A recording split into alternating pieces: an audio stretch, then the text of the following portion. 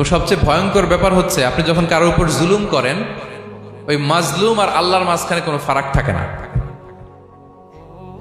আল্লাহ ওই ফারাকের পর্দা উঠায় নাই। বিষ্ণু বলেন, ইত্তাকি দাওয়াতাল মাজলুম, তোমরা মজলুমের বদদোয়াকে ভয় করো, খবরদার। কারণ ফাইন্না লাইসা বাইনাহা ওয়া বাইনাল্লাহি হিজাব, তার আর আল্লাহর মাঝে কোনো পর্দা থাকে না। দোয়া করলেই ওটা আরশে যেয়ে কবুল হয়ে যায়। আল্লাহ তাআলার চারিপাশে অনেক পর্দা আছে।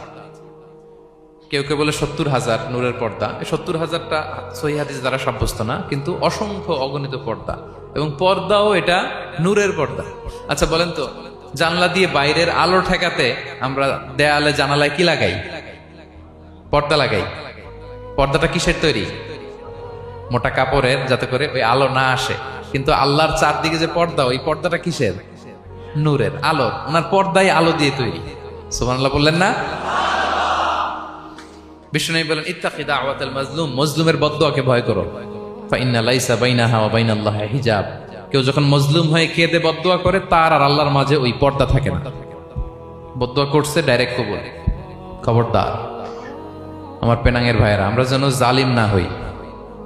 In it's any form, operation in it's any form, যেই কোনো ভাবে, যেই কোনো ক্ষেত্রে, যেই কোনো ধরনের হইতে পারে জুলুম। কাউকে আপনি ছোট্ট কোনো কাজে ঠকালেন, বন্টন নীতিতে ঠকালেন, হ্যাঁ, জমি মেরে দিয়ে ঠকালেন, আমানত মেরে দিয়ে ঠকালেন, ইন ইটস এনি ফর্ম যদি জুলুম করে থাকেন, খবরদার।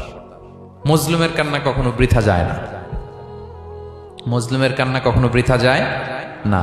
জীবনের কোনো না কোনো সময়ে এর প্রায়শ্চিত্ত আপনাকে করতে হবে। জীবনের কোনো না কোনো সময়ে এর প্রায়শ্চিত্ত করে আপনাকে মরতে হবে। তাহলে কোন বিশ্বাসী কি জালিম হতে পারে? কারণ ইন্নাল্লাহা লা ইউহিব্বুল যালিমিন, আল্লাহ তাআলা জালিমদেরকে পছন্দ করেন না।